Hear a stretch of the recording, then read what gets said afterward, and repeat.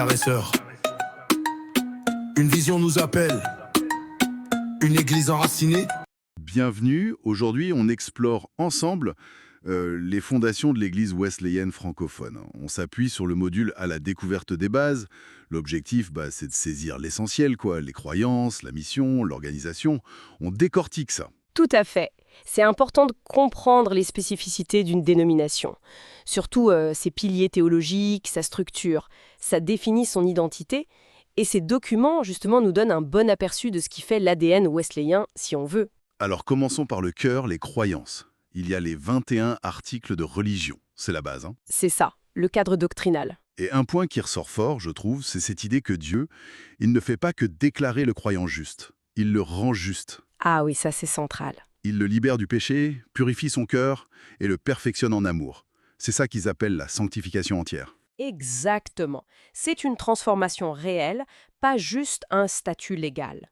Et bien sûr, la foi en la Trinité, Père, Fils, Saint-Esprit, c'est le socle, indispensable. D'accord.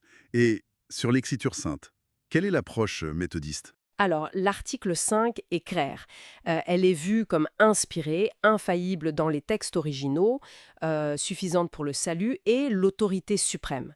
Mais pour l'interpréter, il y a ce qu'on appelle le quadrilatère wesleyen. Le quadrilatère, c'est-à-dire ? C'est une méthode d'interprétation. On a l'écriture comme base principale, bien sûr, mais elle est éclairée par 3 autres éléments, la tradition de l'Église, la raison humaine et l'expérience personnelle et communautaire de la foi. Intéressant. Donc c'est pas juste sola scriptura de manière isolée, si on peut dire, c'est plus interactif. C'est ça, une approche qui cherche un équilibre, voilà. Théologiquement, on est dans la lignée wesleyo-arminienne. Wesleyo-arminienne, ça applique quoi concrètement par rapport à d'autres traditions protestantes ? Par exemple, sur la grâce, il y a la notion de grâce prévenante. L'idée que Dieu agit le premier envers tout le monde, offrant sa grâce, mais sans contraindre le choix humain. Elle n'est pas irrésistible. D'accord. Et l'expiation ? C'est l'expiation générale. Le sacrifice de Christ est disponible potentiellement pour tous, pas limité à un groupe d'élus prédestinés. Revenons à cette sanctification entière. Vous disiez que c'est distinctif. On peut préciser un peu ? Oui, c'est vraiment un marqueur fort de la théologie wesleyenne. Il faut distinguer plusieurs étapes, si on veut. Il y a la sanctification initiale, au moment de la conversion, puis la sanctification progressive, c'est la croissance continue du croyant en sancté. Ok, ça se retrouve ailleurs ? Oui, mais la sanctification entière, c'est vu comme une expérience plus spécifique, un moment où, par la foi et l'action du Saint-Esprit, le cœur est purifié du péché originel ou péché inné. Purifier des péchés innés. C'est-à-dire, Pas juste des actes de péché ? c'est ça, de l'inclination même au péché. Le but, c'est de rendre possible un amour pour Dieu et une obéissance qui soit complet, entier.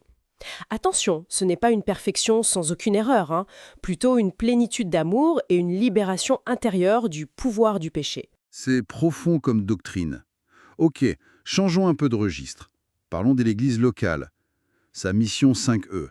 Oui, c'est une façon mnémotechnique de résumer les fonctions essentielles de l'Église locale. On a exalter Dieu, c'est l'adoration, le culte, évangéliser, la mission, partager la bonne nouvelle, équiper les disciples, la formation, la croissance, encourager la communauté fraternelle, la vie de communauté, le soutien mutuel, et enfin enrichir la communauté au sens large, le service, l'impact social. Ça dessine une Église assez active, dynamique. Oui, l'image utilisée, c'est celle du corps du Christ, un organisme vivant et interdépendant. Et les sources donnent des caractéristiques d'une Église en bonne santé ? En se basant sur l'Épître aux Hébreux, je crois, exactement, en s'inspirant d'Hébreux chapitre 10. Les points clés qui sont relevés, c'est 1. Se rapprocher de Dieu, tenir ferme l'espérance qu'on professe, 2. Se motiver les uns les autres à l'amour et aux bonnes œuvres, et ne pas abandonner les assemblées et s'encourager mutuellement. D'accord. C'est un idéal de communauté assez exigeant, mais porteur. Tout à fait, une communauté vivante, quoi. Et pour faire fonctionner tout ça, la structure. Comment l'Église wesleyenne est-elle organisée ?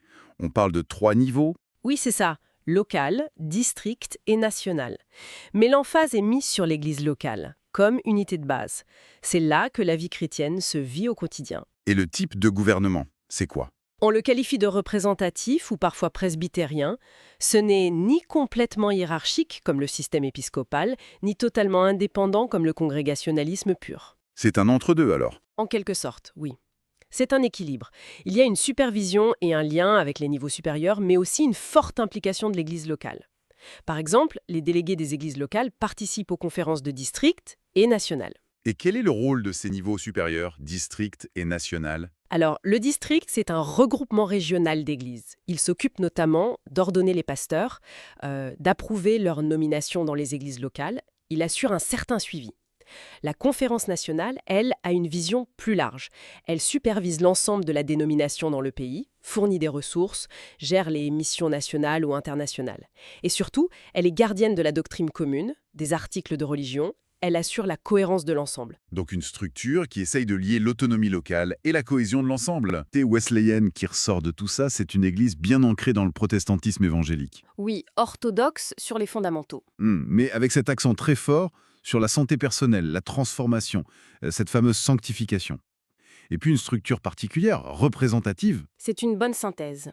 On pourrait ajouter peut-être une dimension historique intéressante. Ah oui, Les sources mentionnent, en passant, que l'Église wesleyenne, à ses débuts aux États-Unis notamment, s'est formée en partie sur des positions morales fortes, contre l'esclavage par exemple, et pour une reconnaissance du rôle des femmes dans l'Église. C'était assez pionnier pour l'époque.